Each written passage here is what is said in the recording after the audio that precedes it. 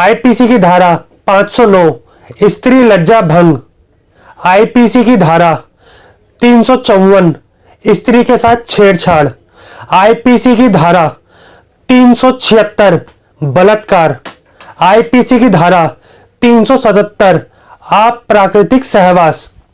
दोस्तों, ये 4 धाराएं ऐसी हैं जिनको हथियार बनाकर आजकल की दुल्हनें, बहू रानियां और उनके हिमायती आपसे एक बहुत बड़ी मोटी रकम वसूल लेते हैं, चाहे वो 10 लाख हो, 50 लाख हो, 1 करोड़ हो, 5 करोड़ हो, और कई बार तो ये जो अमाउंट है उससे भी ज्यादा बढ़ जाता है, क्योंकि आप लोगों को डरा दिया जाता है। आज मैं आपको इन धाराओं का ऐसा तोड़ बताऊंगा, अगर आप निर्दोष हो तो कोई भी आपको इन धाराओं से डराकर आपसे मनी एक्सटॉर्ट नहीं कर पाएगा। दोस्तों, आज हमारे स्टूडियो में मौजूद है देश के सबसे नामचीन सर्वोच्च न्यायालय के एक माननीय और वरिष्ठ अधिवक्ता श्री सुरेंद्र कालीरमन जी।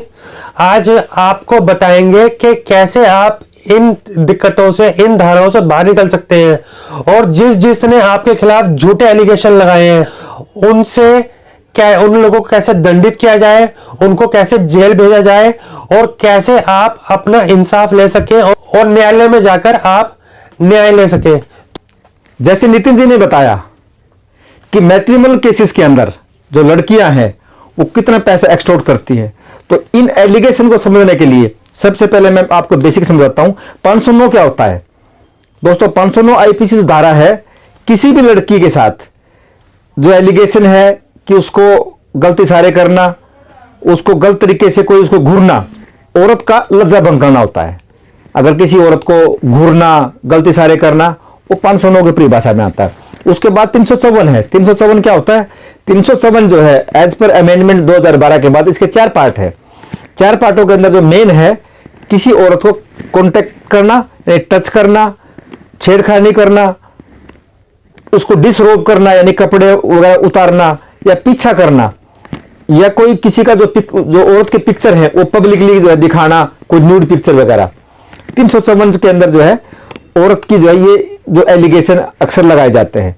नेक्स्ट आप देखेंगे 376 376 जो है वो बलात्कार होता है। आप देखते हो अक्सर कि जो बहुएं हैं झूठे मुकदमे जो बलात्कार के अपने इन लॉज के ऊपर, यानी कि ससुर के ऊपर, देवर के ऊपर, जेठ के ऊपर, नंदोई के ऊपर या अन्य किसी के ऊपर जो है झूठे मुकदमे लगाती है। नेक्स्ट है 377 377 क्या होता है?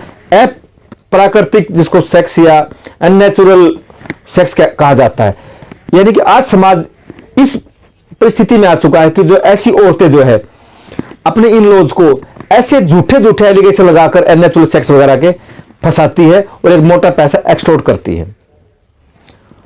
अब हम आपको बताते हैं कि इन सब से जो एलिगेशनों से बचाव कैसे करें।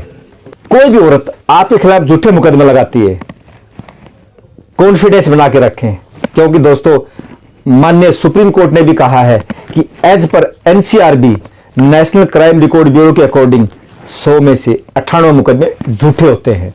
तो अगर ऐसी घटना घट जाती है, आपके खिलाफ झूठा एलिगेशन लग जाता है, तो आप घबराएं नहीं। ऐसी अवस्था में आप कोर्ट के अंदर, अदालत के अंदर एंटीसिपेटरी बेल सेक्शन 438 सीआरपीसी के अकॉर्डिंग फाइल कर सकते हैं। आजकल कोर्ट काफी रिलीफ देती है, कोर्ट समझती है कि जो मुकदमे के जो एलिगेशन है वो झूठे हैं, क्योंकि ऐसे केसेस में अंदर ना तो कोई डेट होता, ना कोई समय होती, ना कोई आधार होता है। आप एंटीसिपेटरी बेल में जाए, कोर्ट ग्रांट करेगी, क्योंकि एंटीसिपेटरी बेल के अंदर आपको अरेस्ट होने की जरूरत नहीं है। आप अपने वकील के माध्यम से अपनी बेल को लगा सकते हैं। इन केस अगर आपकी एंटीसिपेटरी बेल डिसमिस हो जाती है तो आप घबराएं नहीं, आपकी रेगुलर बेल भी जो है अरेस्ट होने के बाद बहुत जल्दी हो जाएगी। यह भी ध्यान रखें कि पहले एंटीसिपेटरी बेल लगाएं, रेगुलर बेल लगाने के लिए आपको अरेस्ट होना पड़ता है। तो जो प्रमा फेसाई जो है आप एंटीसिपेटरी बेल ही लगाएं। सीआरपीसी 482 के अकॉर्डिंग यदि आपका जो मुकदमा है उसके अकॉर्डिंग आपको लगता है कि जो तथ्य है, जो डेट है, जो मुकदमा दर्ज किया गया एफआईआर है वो झूठी है, बेसलेस है, तो आपके पास रेमेडी है कि आप हायर अथॉरिटी यानी कि हाई कोर्ट और सुप्रीम कोर्ट के अंदर भी आप धारा 482 सीआरपीसी के अकॉर्डिंग जो आपका मुकदमा है उसको क्वेश करा सकते हैं, उसको पार्टली खत्म करा सकते हैं, या उस पर आप स्टे करवा सकते हैं। दोस्तों, ऐसी अवस्था में आपने देख लिया कि साक्ष्य पूर्ण नहीं है, आपके खिलाफ जो एलिगेशन झूठे हैं, तो ऐसी अवस्था में जो लड़की है और उसको हिमायतेदार हैं, जो एक मोटा सपना लेके बैठे हुए थे कि हमें मोटा पैसे इन लोगों से एक्सटॉर्ट करना है, तो ऐसी अवस्था में उन्होंने कोर्ट के अंदर झूठा साक्ष्य दिया है, झूठी बातें कही हैं, झूठा मुकदमा दर्ज करा है, तो उनके खिलाफ कोर्ट के द्वारा 195 340 की कार्रवाई होगी और उनको एक सजा और जेल हो सकती है। और इस अवस्था में दोस्तों एज पर दी 182 जो CRPC, पुलिस को भी पावर है कि ऐसे लोगों के खिलाफ में कार्रवाई कर सकती है और 6 माह तक की 182 में सजा भी हो सकती है। तो एज पर दी एविडेंस एक्ट 101 जो ऐसे झूठे मुकदमे जो दर्ज करवाए जाते हैं, तो ऐसे मुकदमों को सिद्ध करने का जो है बर्डन भी जो है वो लड़की और जो उसके हिमायतेदार हैं उन सब के ऊपर आता है। यदि वो मुकदमे को सिद्ध नहीं कर पाए तो लड़का बाइज्जत बरी होगा। ऐसे केसेस के अंदर मेडिकल भी एक बहुत रिलीवेंट एविडेंस होता है। ऐसे केसेस में जो है औरतें एलिगेशन लगाती हैं कि फलाने फलाने दिन फलाने फलाने महीने मेरा रेप करने की कोशिश की, तो ऐसे केसों में मेडिकल जो एविडेंस है वो मायने रखता है। यदि वो झूठा मेडिकल भी फाइल करती है या मेडिकल करवाती है, तो मेडिकल एविडेंस के अंदर 17 दिन तक जो है रेप के जो सिम्टम है वो रहते हैं, तो आप कोर्ट के अंदर दरखास्त लगा सकते हैं कि दोबारा मेडिकल करवा जाए। मेडिकल से ही आपका मुकदमा प्रूव होगा, क्योंकि जो ऐसे केसेस में जो मेडिकल है वो झूठे होते हैं और एलिगेशन को प्रूव करने के लिए आप अपने खुद के मेडिकल के लिए दरखास्त लगा सकते हैं। यदि आपको लगता है कि आपका मुकदमा झूठा है, जो साक्ष्य है वो आपके फेवर में है, तो आप उसी अदालत में फास्ट ट्रैक कोर्ट में ट्रांसफर के लिए मुकदमा लगा सकते हैं। यदि वहां ट्रांसफर नहीं होता फास्ट ट्रैक के लिए, तो आप हायर अथॉरिटी जिस कोर्ट में आपका मुकदमा चालू उससे ऊपर यानी हाई कोर्ट, सुप्रीम कोर्ट में भी आप अपने पर्टिकुलर मुकदमे को फास्ट ट्रैक करवाने के लिए भी, तो आप निचली अदालत के ऑर्डर के खिलाफ आप हाई कोर्ट में जाकर अपने मुकदमे को फास्ट ट्रैक कोर्ट में ट्रांसफर करवा सकते, जिससे आपकी मानसिक प्रताड़ना कम हो, आपका मुकदमा लंबा ना चले और जल्दी खत्म हो जाए। नेक्स्ट है सिविल सूट के केस।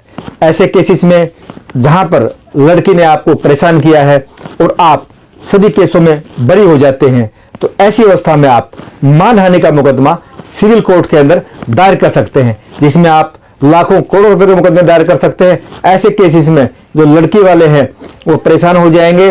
मैं आपको ये भी बता दूं कि जो सिविल केस है वो ट्राइबल केस होते हैं। ऐसे केसेस बहुत लंबे चलते हैं और ट्रायल बेस पर चलते हैं, तो आप घबराएं नहीं। ऐसे केसेस में जो लड़के वाले हैं जिन्होंने झूठा मुकदमा आपके ऊपर किया था, उनकी जो है चप्पलें घिस जाएंगी और ऐसे लोग आपके सामने हाथ जोड़ेंगे, गिड़गिड़ाएंगे, लेकिन आप उनको माफ ना करें, घबराएं नहीं, कॉन्फिडेंस रखें, जीत आपकी ही होगी।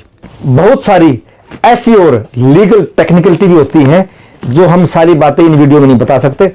ऐसे सुझाव हमें देने के लिए या हमारे से लेने के लिए आप नीचे कमेंट बॉक्स में जरूर लिखें। जय हिंद, जय भारत।